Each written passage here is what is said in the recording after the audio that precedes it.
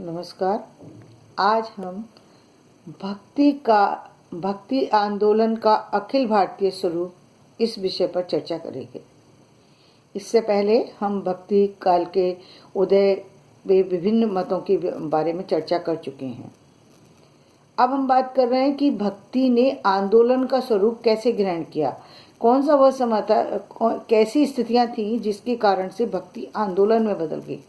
उदय तो हुआ, लेकिन आंदोलन के रूप में वह परिवर्तित कैसे हुई। तो भक्ति आंदोलन का जो सबसे बड़ा मुख्य कारण था कि भक्ति आंदोलन के रूप में जब बदली तो भारत के कोने कोने से कुछ लोग जो है वो भक्ति में अपना योगदान देने लगे। वो कौन से लोग थे, उनका क्या नाम था कि जिसके कारण से भक्ति जो है पूरे भारतवर्ष में फैल गई। और फिर उन लोगों ने क्या किया, क्या परिवर्तन लेकर के आए, हम इस पर चर्चा करेंगे। तो 10वीं सदी में भक्ति आंदोलन ने बौद्ध धर्म एवं जैन धर्म पर विजय प्राप्त कर ली। यानी 10वीं सदी के बाद जो है ये परिवर्तन तो आना कब से स्टार्ट हुआ था, 10वीं सदी के बाद। यहाँ पर आप एक चीज़ को गौर करेंगे, जो ये कहा गया है कि इस्लाम के आने के बाद भक्ति का आंदोलन में परिवर्तन आया और भक्ति आंदोलन के रूप में परिवर्तित हुई। तो इस चीज़ को समझने की कोशिश करेंगे कि भक्ति क्या इस्लाम के आ जाने से परिवर्तित हुई है या फिर कोई और कारण थे जिनके कारण से भक्ति का उदय हुआ, भक्ति जो है आंदोलन के रूप में परिवर्तित हुई। तो इस पर हम ध्यान दीजिएगा। भक्ति आंदोलन की सबसे पहली विशेषता थी, अब भक्ति एक विशेष जाति या विशेष स्थान के लोगों से जुड़ी नहीं थी, बल्कि प्रत्येक व्यक्ति विशेष से जुड़ी हुई थी। सबसे बड़ी विशेषता क्या थी इस परिवर्तन में? सबसे पहला बदलाव क्या था कि अब किसी एक जाति विशेष के लिए भक्ति नहीं रही थी, बल्कि वो सर्वसाधारण के लिए भक्ति हो गई थी। अब कोई भी व्यक्ति भक्ति कर सकता था। यानी पहले जो है शूद्रों को भक्ति की अनुमति नहीं थी, भक्ति मंदिर में जाने की अनुमति नहीं थी। मंदिर में तो खैर अभी भी बहुत काफी बाद में जो है प्रवेश दिया गया है, लेकिन हाँ ये भक्ति करने की अनुमति नहीं थी, सुनने की अनुमति नहीं थी, पढ़ने की अनुमति नहीं थी। और जो है जो शूद्र वर्ग था उसको उलझा करके कहीं ना कहीं रखा जाता था, रोक करके रखा जाता था। तो उसी के बारे में चर्चा की जा रही। तो सबसे बड़ा परिवर्तन क्या था कि अब भक्ति एक विशेष जाति या विशेष स्थान के लोगों के लिए जुड़ी नहीं थी, बल्कि प्रत्येक व्यक्ति विशेष जो है वो भक्ति से जुड़ गया था। धार्मिक कट्टरता अब कहीं ना कहीं समाप्त थी। अब यहाँ पर हिंदू मुस्लिम की बात नहीं है।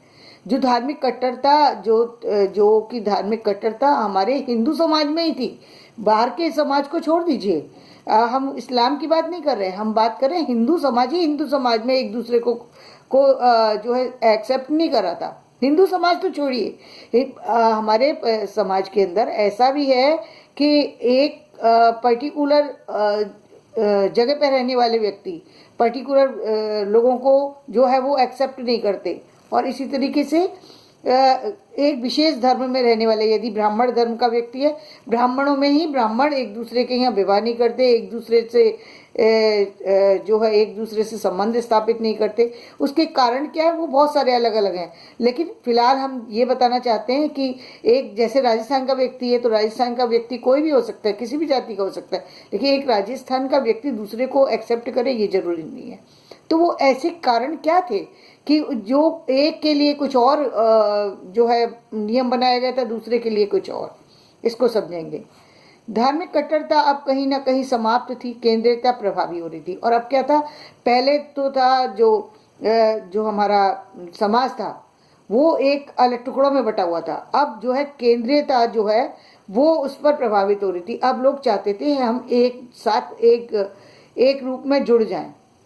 तो इसमें जो है जो भक्ति जो थी वो इसमें उसने एक जोड़ने की भूमिका निभाई, लोगों को जोड़ने की।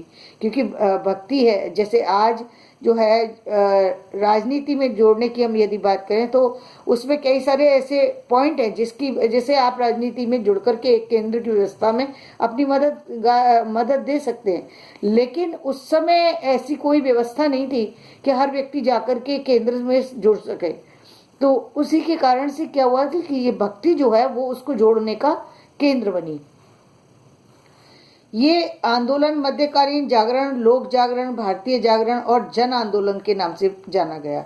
विभिन्न वर्ग एवं वर्गों के वितंडतावादी स्वरूप, वर्ग संघर्ष, धार्मिक भेदभाव, विधि निषेधों से जर्जरित भारतीय जीवन में भक्ति आंदोलन मनुष्य मात्र के टूटते हुए स्वप्नों में रंग भरने में सफल हुआ। अब क्या हुआ, उसका परिणाम क्या हुआ कि जो लोग कहीं ना कहीं अपने ही लोगों के बीच में बैठने उठने से डरते थे, जो लोग किसी न किसी तरीके से टूट रहे थे, उनको लगता था कि हम आत्महत्या कर लें, ये जीवन तो हमारा जीवन ही जैसा नहीं है, वो लोग जो है कहीं ना कहीं स्वप्न देखना शुरू हो गए, उनके जीवन में कुछ रंग भरना शुरू हो गए।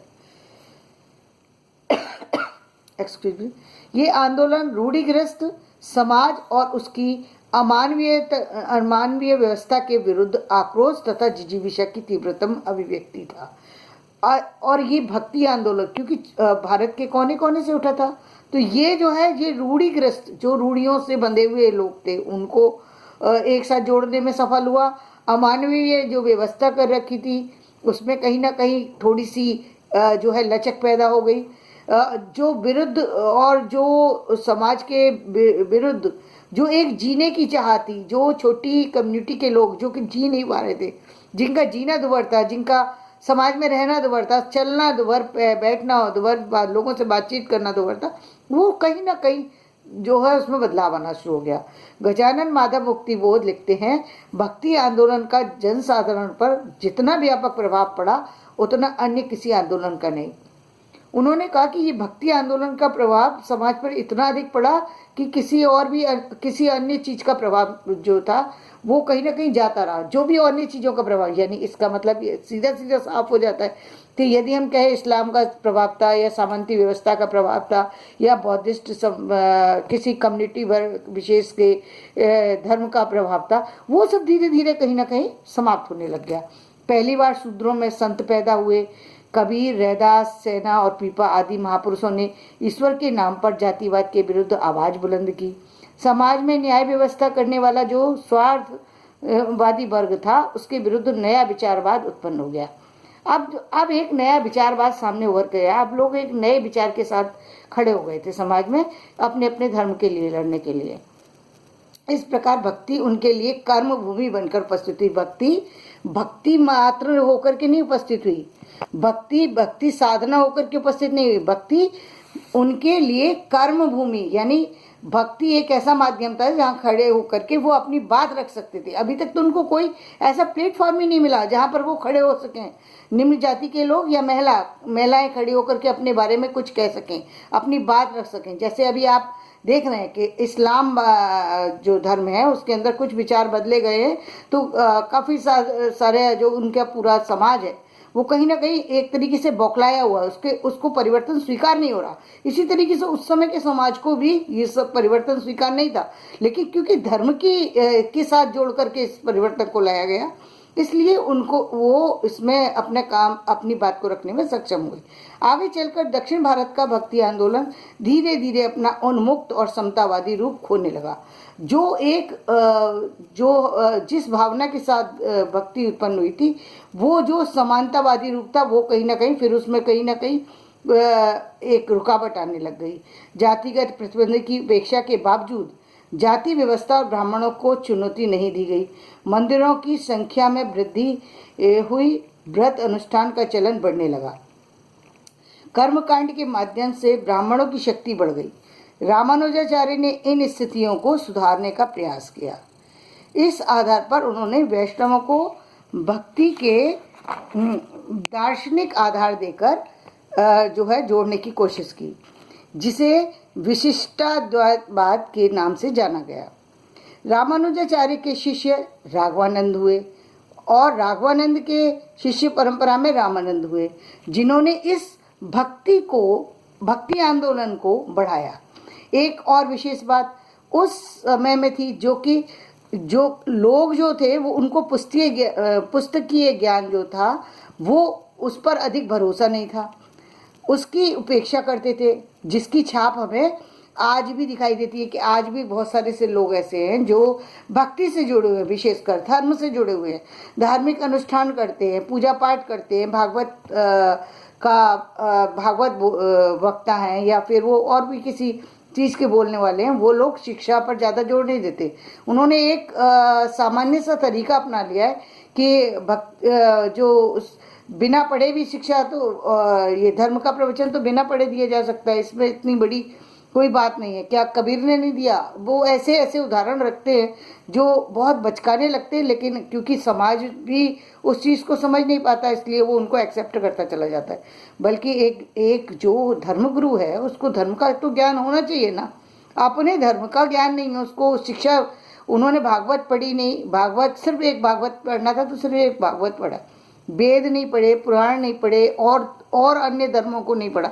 मैं तो कहती हूँ अन्य धर्मों को भी पढ़ना चाहिए। आप कैसे किसी एक धर्म की बात किसी एक पर्टिकुलर धर्म की बात कर रहे हैं, वो समझ में आता है। आप अपने धर्म किससे विरुद्ध किसी धर्म पे बोल रहे हैं, आपने उसको पढ़ा नहीं, लेकिन आप बोल रहे हैं आपको कुछ नहीं पता, तो ये भी गलत है। तो यदि आप किसी भी टॉपिक को ले रहे हैं, कम से कम उस पर एक ज़्यादा ना पढ़ें, एक सामान्य दृष्टि तो डालें कि देखें तो सही उस धर्म में है क्या, सामने वाला कह क्या रहा है उस अपने धर्म की बात में।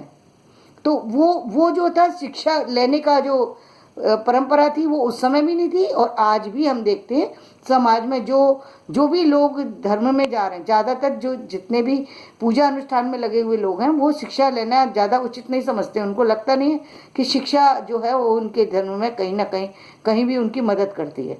इसलिए वो बहुत लापरवाही से अपनी ये जो कुंडली देखना, जो और अन्य काम करना, ये बहुत लापरवाही से करते हैं, जिसका प्रभाव हो रहा है, जिसका दुष्परिणाम है कि बहुत से लोग जो है उनको उस चीज़ से लाभ मिलने की बजाय हानि होना शुरू हो जाती है। तो वो दुख का विषय है कि हमारा पढ़ा लिखा समाज उन्हीं लोगों के पीछे चल रहा है। मेरा मानना है जिस तरह विज्ञान में हर प्रयोग टेस्ट करके देखा जाता है, उसी तरह भक्ति के सूत्रों को में भी प्रभाव ढूंढने की आवश्यकता है। यदि आप उसको भक्ति को जानना चाहते हैं तो उसके प्रभाव को ढूंढिए, जानने की कोशिश कीजिए कि इसका प्रभाव क्यों बताया गया है।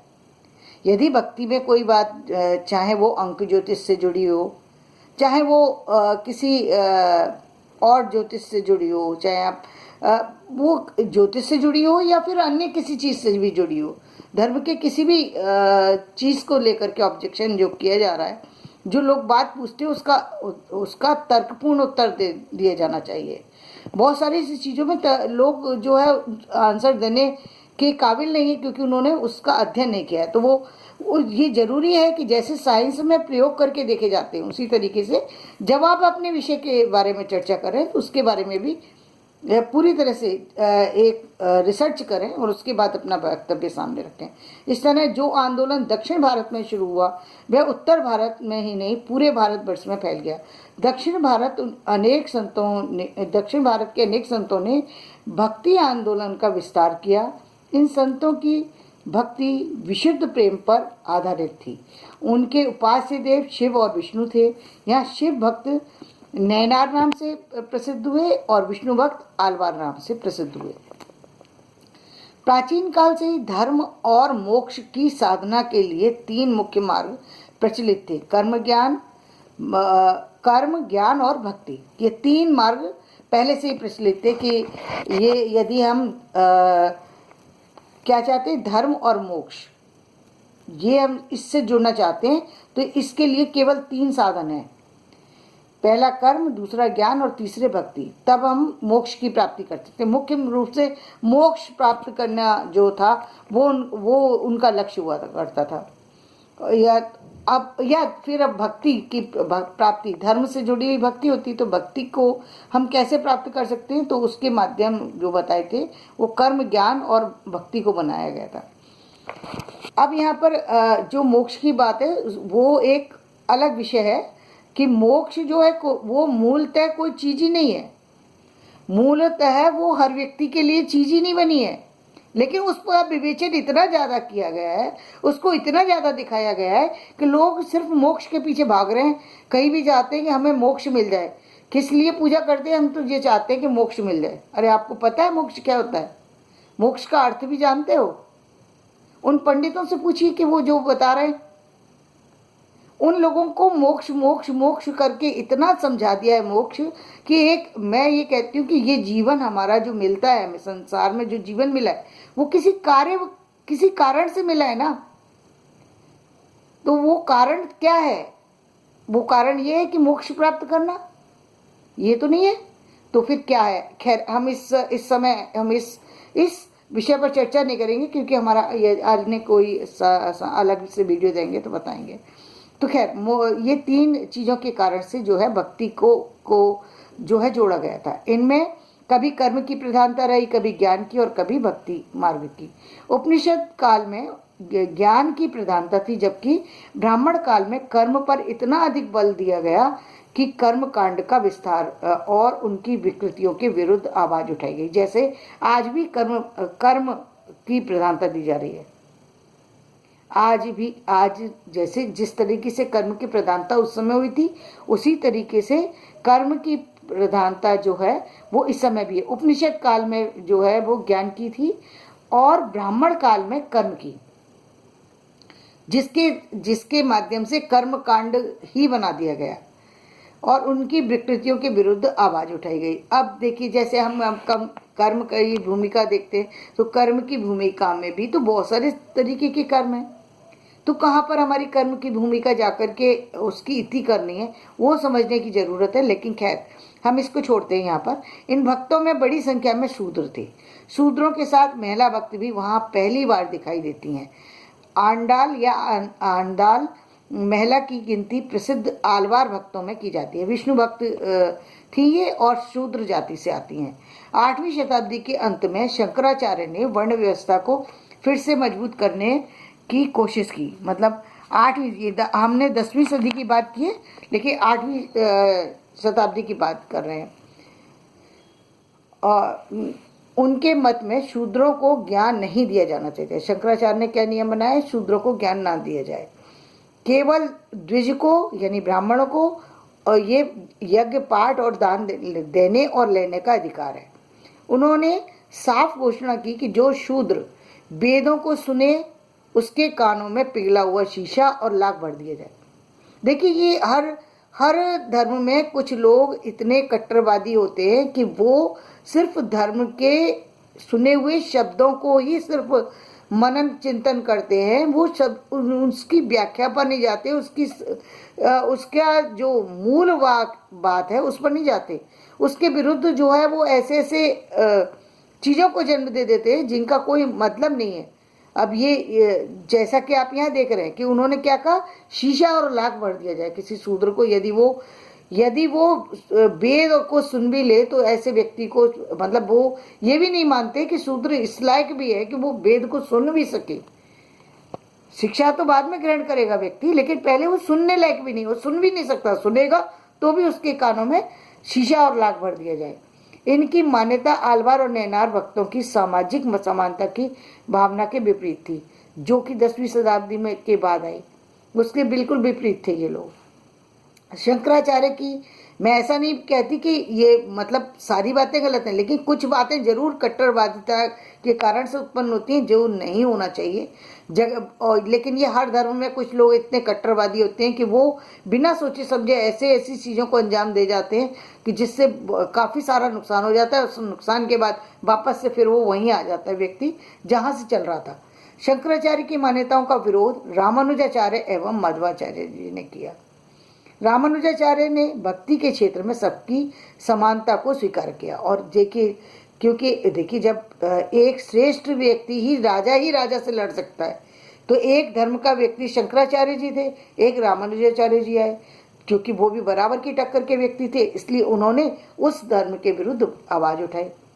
और उन्होंने ये बात कही कि नहीं, ये बात बिल्कुल गलत है कि किसी को धर्म के बारे में जानने की मतलब धर्म ना वेदों को अध्ययन ना कर सके, या कोई शूद्र है तो वो भक्ति की उपासना नहीं कर सकता या भजन नहीं कर सकता।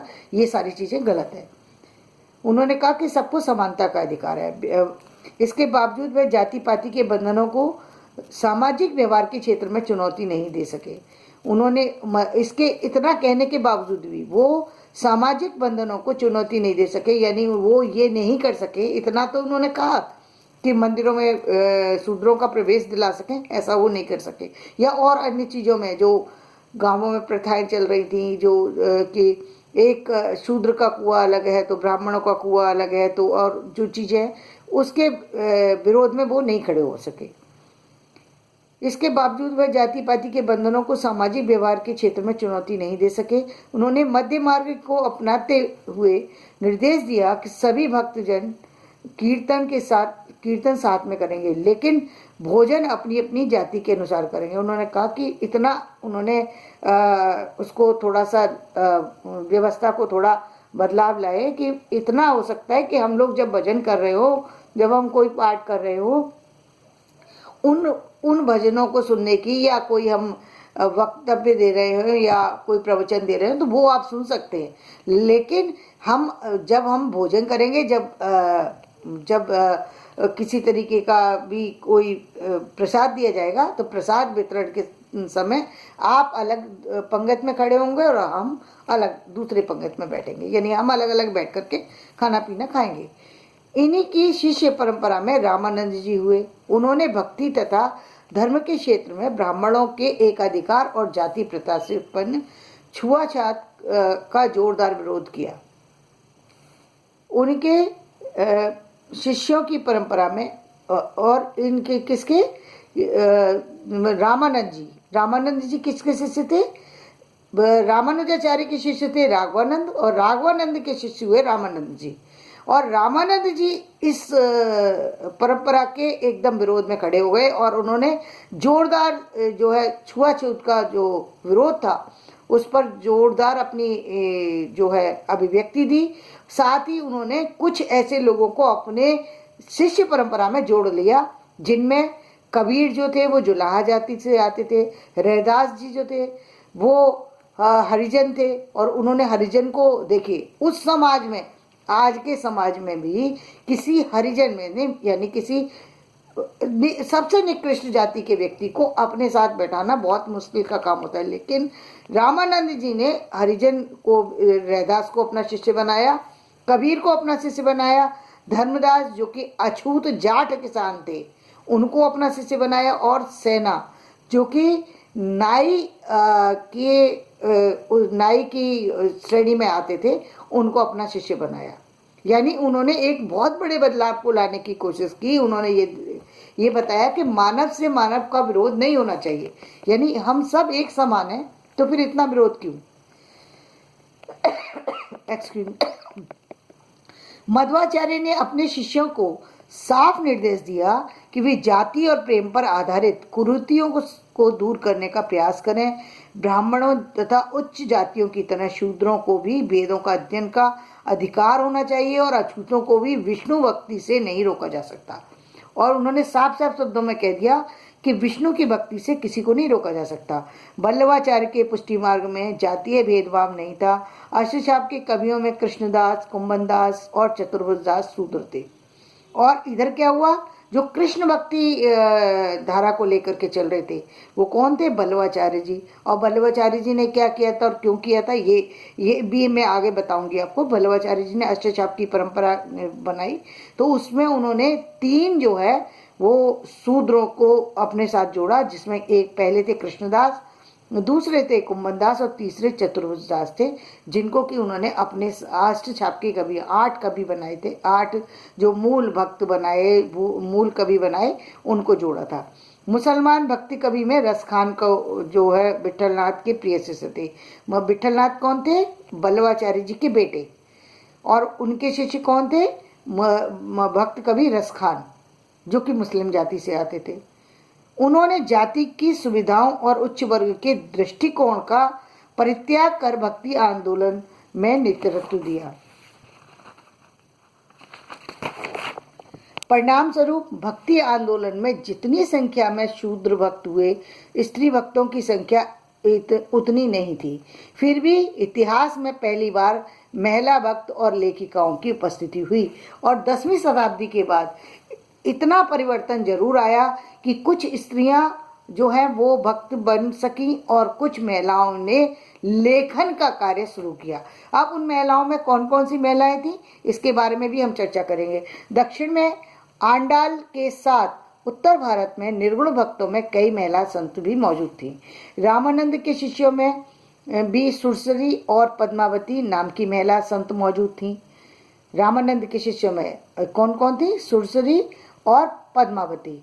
और कृष्ण मार्गी भक्तों में मीरा जैसी सशक्त भक्त कवयित्री का नाम उदाहरण के रूप में हमारे सामने आ जाता है। उस समय की सामंती पितृसत्तात्मक व्यवस्था में महिला भक्तों की उपस्थिति अपने आप में एक बहुत बड़ी चुनौती थी। और उस समय पितृत्मक सत्ता जो कि आज भी चल रही है, आज भी पुत्रियों को गवर्नमेंट ने दे दिया है हक, लेकिन समाज आज भी उसको स्वीकार नहीं कर पा रहा। वो ऐसी चीज़ें सामने उपस्थित कर देता है कि जो घर की बेटियां होती हैं, स्त्रियां होती हैं, वो कहीं ना कहीं पीछे हट जाती हैं क्योंकि वो अपने परिवार से अलग नहीं होना चाहती। तो ऐसी चीज़ें रख देते हैं। लेकिन समाज में ये था कि वो महिलाओं की कहीं भी उपस्थिति जो है वो कहीं भी लेकर के नहीं चलते थे। कुल मिलाकर देखें तो भक्ति आंदोलन की सामाजिक चेतना में शूद्र और नारी दोनों को समाज और भक्ति में स्थान मिलना अब शुरू हुआ था। इससे पहले तक शूद्र का कोई भी स्थान समाज में नहीं था। तुलसी ने जरूर शबरी के बेर और एक नाविक के अस्तित्व का उदाहरण पेश किया है, मगर यथार्थ में शूद्र की कोई भूमिका नहीं थी।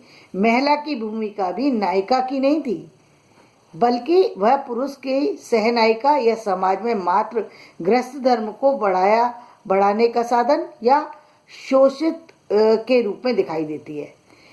उसे मूर्ख कह करके उसका अपमान उसके परिवार में और समाज में संबोधित किया जाता रहा है, अभी भी मिटा नहीं है। तुलसी नारी की पराधीनता के प्रति संवेदनशील है, साथ ही उसे तारण अधिकारी भी मानते हैं। वे कहते हैं, ढोल गंवार शूद्र पशु नारी सकल ताड़ना के अधिकारी। आज मैं यहीं अपनी बात को विराम देती हूँ। यदि पसंद आए तो सब्सक्राइब करें, लाइक करें और शेयर करें। आगे मैं फिर इससे अलग दूसरे इसी से जुड़े हुए अन्य विषय को फिर मैं लेकर के चलूँगी। धन्यवाद।